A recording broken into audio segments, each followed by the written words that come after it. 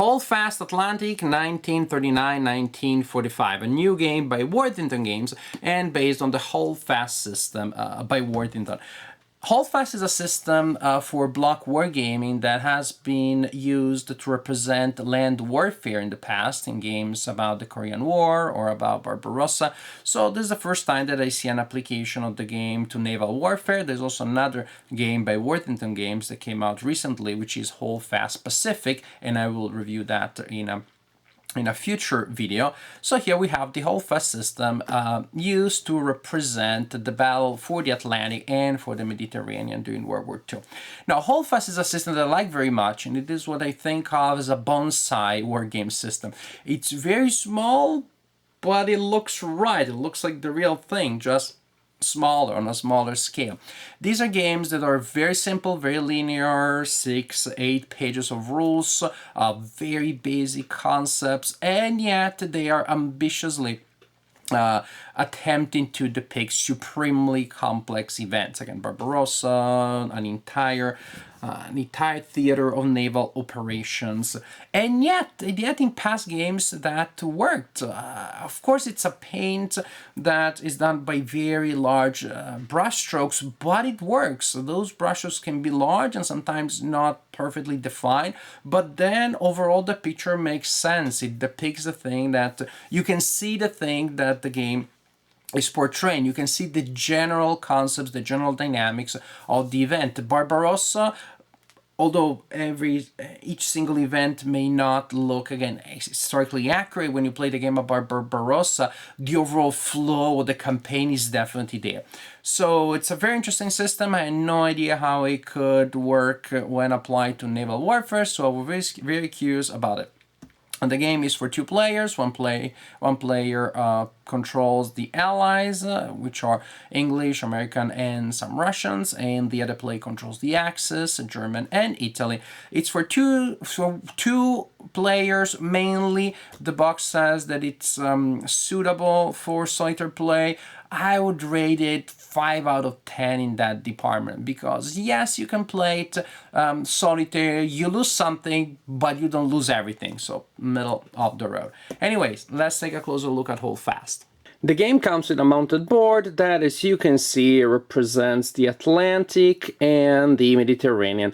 The land areas are not used. What matters here, since this is about sea warfare, is, again, the areas of the sea. Each area has a number of points written on it, which represent the number of points that the Allies and the Axis respectively score when they control that area. As you can see, they may be different from the two sides. In general, the Axis player scores more points for controlling areas than the Allies do. Then we have ports. There we have ports such as that one, that is the place that the ships use as the departing point. Also, that's where they return at the end of a turn, or where they go to get repairs. And then the board has several things printed on them that are nice play areas. Here, for example, you place the American units that may enter the game starting from turn 4. Elsewhere in the game, you also have similar reminders of what people do. So the map is very functional, very usable. Here you have the order of battle, where you place reinforcements at the beginning of the game, so that each turn you simply pull them from there and add them to the board. And here we have a battle display, which, guess what, is used when combat is resolved. But before we get to that point, we need to talk about some general concepts of the game, and also to take a closer look at the units. This is a block game, so units in the game are represented by wooden blocks with a sticker placed on only one side. During gameplay, the blocks will stand upright facing the owning player, so the other player sees only the back. The other player knows how many units are in a certain place, but not exactly which ones are there. And I have to say, these are really nice blocks. They're thick, they're pleasant to manipulate, they're well painted, and I love this like rounded edges here, which is very pleasant. It looks like the wooden block is like the three-dimensional version of a counter with clipped corners, but also since you will rotate the block on the board, I don't know, it just seems to make it a little easier. Several values printed on the sticker that goes on the block. This number of pips here represents the strength, the hull points, the health points, life points, call them whatever you like. Is that factor that when it goes to 0, it means that the ship is sunk. To record how many strength points the ship has, you simply place the corresponding number up on top of the block as the block is standing upright on the board. That means this ship right now has 3 strength points. When it takes a hit, it is reduced to 2. If it gets repaired, it may recover points, and you record that simply by turning the block one way or the other. This number here represents the number of dice that the ship rolls in combat, and here it is the, let's call it the armor class. That is the number that the other player needs to meet, match, or exceed in order to score a hit. If the opponent rolls a die against this ship and rolls a 5 or a 6, then the opponent has scored a hit against that ship. And here we have just a closer look. We have 2 Soviet units, we have 6 American units. Most of these other ones are British units, and then we have German and Italian units represented on green blocks. The German player also has U-boats, and then both players have some, not much, but some land-based air support.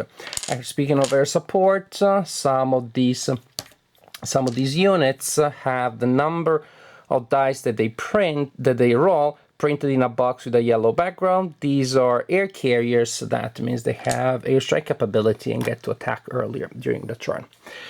Now, how does the turn work? Well, let's do setup. Of course, players simply follow the setup instructions. There will be a lot of blocks placed on the board. In particular, Scapa Flow will have a nice big pile of blocks.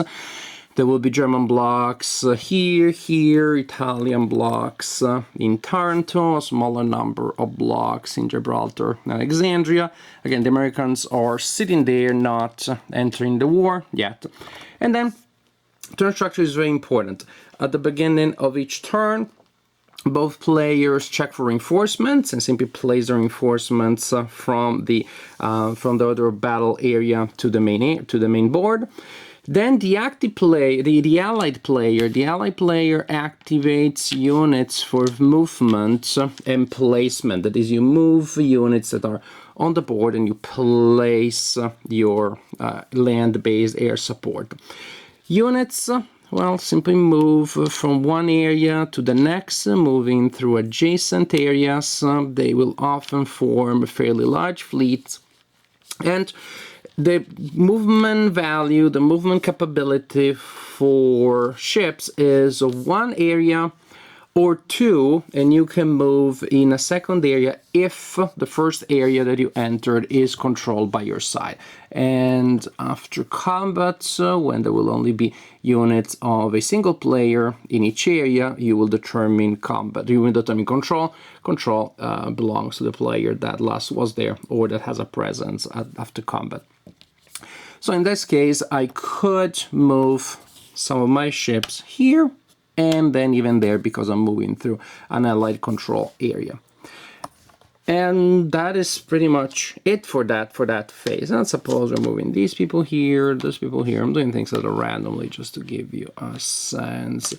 Let's suppose the Americans have already entered, so we have some here. And maybe the Allies control this area, and so we're also gonna move some Americans here and here. Now, what is interesting is that the Allies go first. Why is this important? Well, it really shapes the whole strategy of the game, because it means that the Axis player can choose their fights. The Axis player can see where the Ally player has placed their units. Of course, there's still a lot of bluffing, because the Ally players may have a group that looks very strong, but is made of fairly weak and reduced units, and a group that looks fairly manageable, fairly beatable, but has the toughest units in there. But still, the Axis player gets to see what the other player does, and then the Axis player gets to perform their movement and placement. The Axis player also gets to place U-boats. They're placed wherever the heck the Axis player wants. Well, not maybe the middle of France, but I mean in any sea area. So they just teleport there, these sneaky guys. So the Axis player gets to place their units and to move their units out of ports following the same rules and restrictions. One movement area usually, two if you are controlling the area that you're moving through. And so if we have some people there, let's say that's the Axis player decides to divide them like this. Again, the important thing in the fact that the Axis moves second is the fact that the Axis player can see what the other side is doing. This is key, because that means that the other side is forced to take that into account. That is, if you choose to concentrate your forces in just some areas and you really want to take control of those, then the Axis player with a single small unit can sneak into an area, can move into an area that has not been controlled and take control of it with no effort whatsoever.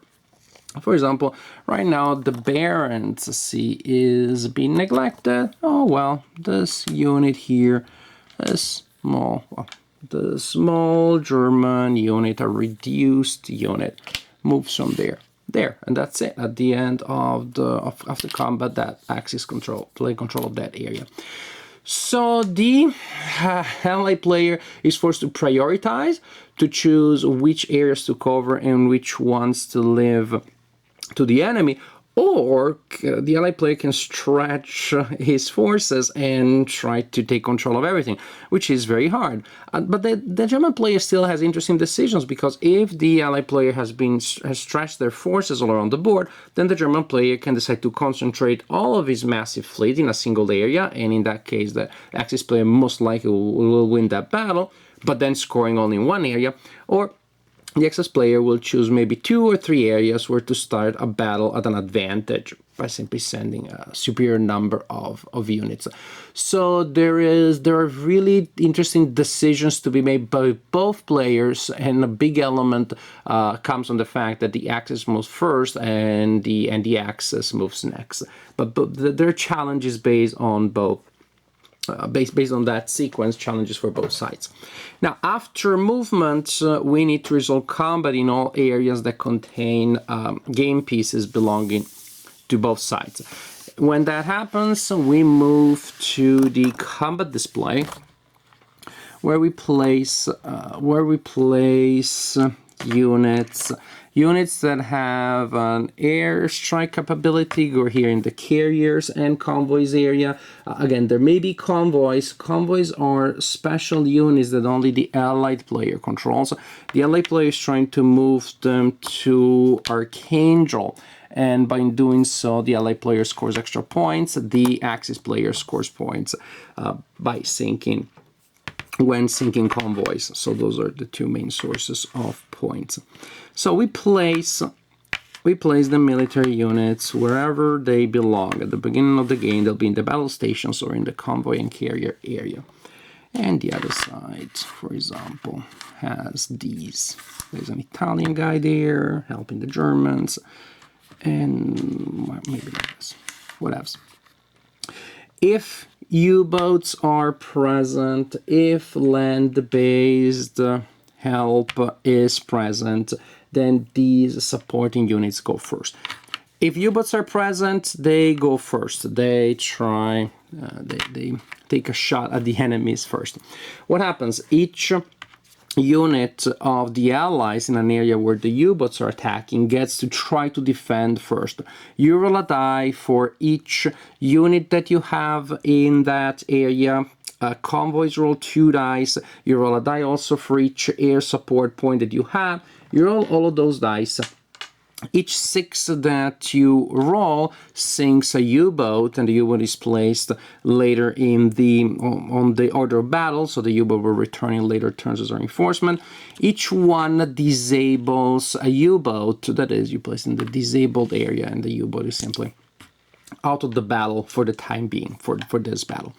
Then, if there is air support, then the air units or units that have an air capability get to attack now. For example, here the Germans have 2 points of air support, and the Allies have 8. That's a formidable support.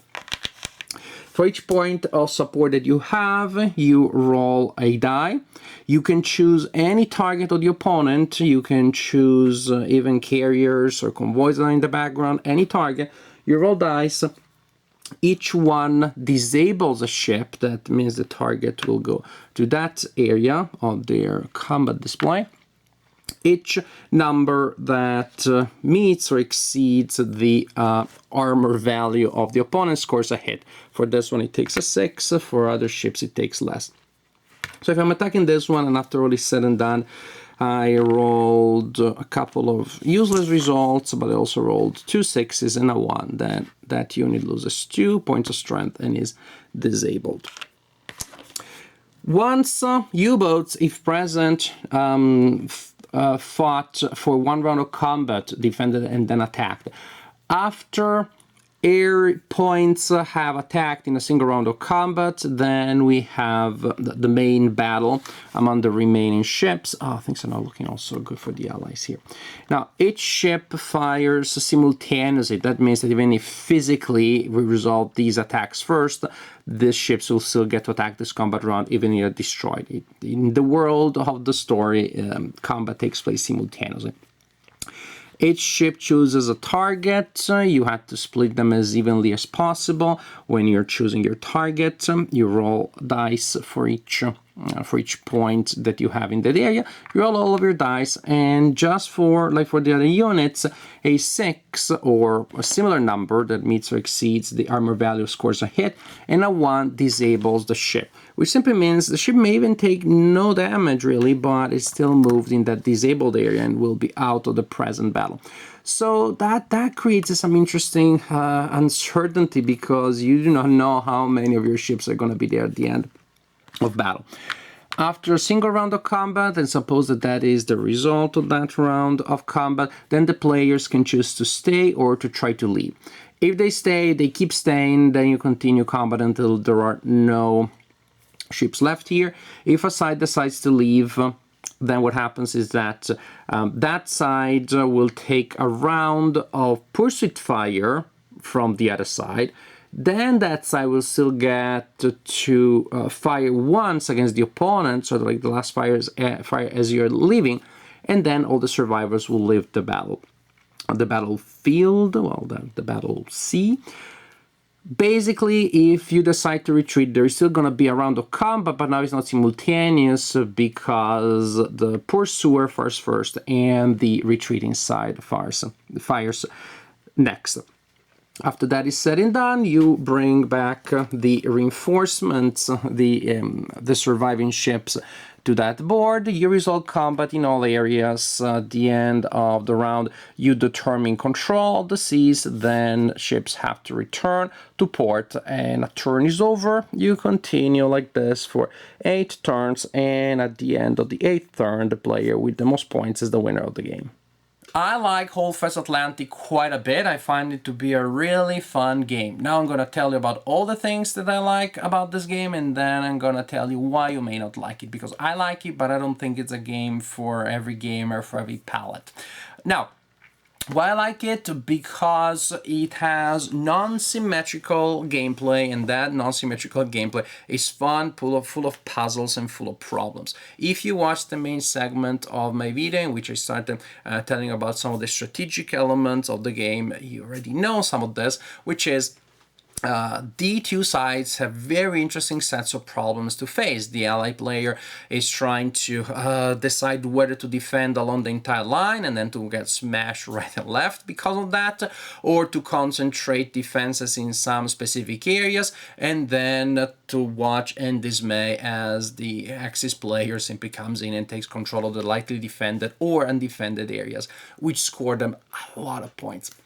The Axis player, you may think, well, that's gonna be a walk in the park for them. Sorta, yes, because the Axis player may, in that case, go for the safe strategy, or the Axis player may also decide to be a little more ambitious and to attack some groups that are a little more defended, to weaken theirs, to weaken the opponent, but most important, to see if you can take control of that area.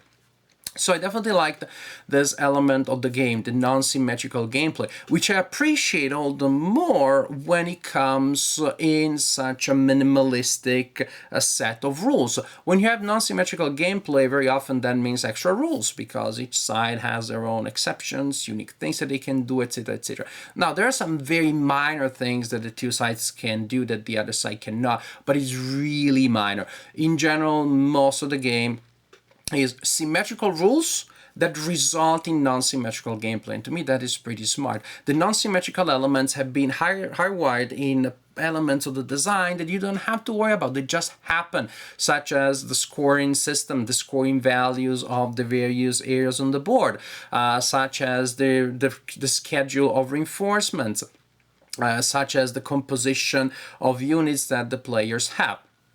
And again, the turn order, very important, that forces the ally player to commit first. Another element that I like very much is the narrative architecture of the game. It is 8 turns, but it's not 8 times the same thing. It has a clear pendulum movement that switches back and then goes forth and then back. The axis starts with a considerable advantage. The two sides are almost matched at the beginning in terms, are more or less matched at the beginning in terms of strength. I mean, the allies have a little bit more, I believe. But the advantage of going second, of picking your fight, so doesn't matter if overall you have a smaller number, you can choose battles in which you will always be strong in that department, in that battle. So that's a huge advantage, and in the first couple of turns the Axis player will be scoring a lot of points, and the Axis player should score a lot of points. Just squirrel away every point that you can, because the second half of the game is much tougher. When the Americans come in, then the Allies have more units, later convoys come in, and so that is going to be a lot of points that the Allied player is going to score. And at that point, the Allied player has those convoys, which are deadly against U-boats, and that are likely going to be heavily guarded. Then you cannot go for the strategy, well, I'll just go for the lightly guarded airs anymore, because the opponent is going to score a lot of points. But you have to do the tough choice, to take the tough choice of sending somebody against those juggernaut defensive groups that surround the convoys, because of course you can sink the convoys only after you destroyed their escort vessels. So tough choices there. The Allied keep receiving more units, keep receiving more replacing points, so they're going to refit their ships much faster than the Axis player does. In the second half of the game, all of a sudden, the fact that the Axis player has fewer ships start counting, because now the Allied player is going to be able to be strong everywhere. Your ships have been reduced, and you're struggling to get them back in shape, and then as the Axis player you have the challenge of deciding whether you want to send out some ships that really shouldn't go out. They're very weak, they're maybe at risk of sinking, but you're desperately trying to achieve this or that objective, and time runs out. So you are likely to see games in which the Allied player is gonna be in trouble in the first half, but again, the Axis player should not just relax and take a nap and hope that everything goes well, because the second half is going to be hard. So you have basically the strategic initiative switches around turn 4, and that means that the game is almost like 2 mini games for both players. Both players are going to be the defender or the attacker, so to speak, in each game. As the ally player, trying to reduce your losses early on to minimize the gains of the Axis player, as the Axis player is trying to to score a lot of points and to inflict a lot of pain. But I would say actually the Axis player should probably try to be a little conservative early on, because each point of damage that you take as the Axis player is harder to replace than the allies have it. The allies player can get more replacements. So as the ally player, you're trying to defend, to try to keep the Axis at bay. You inflict damage, because again, getting some damage early on for the ally player is not nearly as terrible as it is for the Axis. And then the game shifts, and now as the ally player you're trying to catch up to take away the points that the other player scored, and now as the Axis player you're the defender. You find yourself, wait a second, the Bismarck, if the Bismarck is still on the board anymore, doesn't look nearly as good as it looked originally, and all those awesome powerful ships that I had are all reduced, and now I'm putting together some large groups of like half dead, half sunk ships. Not so good. The Italians, they seem like a mighty force in the Mediterranean Sea early on, as they were smashing small ships out of Alexandria right and left. But then some big guys come through Gibraltar, and the Italians are not having an easy time anymore. So very nice, very interesting shift of balance there. I said not everybody will enjoy it, I believe, because of the pace and flow of the game. It's not like you have in many war games, move and combat, move and combat, move and combat. You have the strategic phase in which technically there is some movement, but it really feels deployment. You're just moving. Movement is not very important. You have to think of it as allocation of resources. I'm deciding which ships and what type of striking capability I'm going to have in that area. It's very different from my maneuver in that area, and I move through that area, etc., etc., etc. Zone of control, exploit the terrain system, etc., etc. We're talking about naval warfare, so you can expect an abstract element in that department, but here it feels particularly intense. So you have a phase which feels almost like an economic game, and then you're going to have a combat phase which may last quite a bit. At the end of each turn or in the middle of each turn, you're going to have the combat phase, and those battles can take quite a while, can be fairly large if the Axis player has responded with a large attack to a large location of ships, a certain area. So those battles can last quite a bit. Now, personally, I like them. I find them exciting. I do the U-boat thing, and we do the airstrike thing, and then as we go back and forth attacking, you may have several rounds of combat.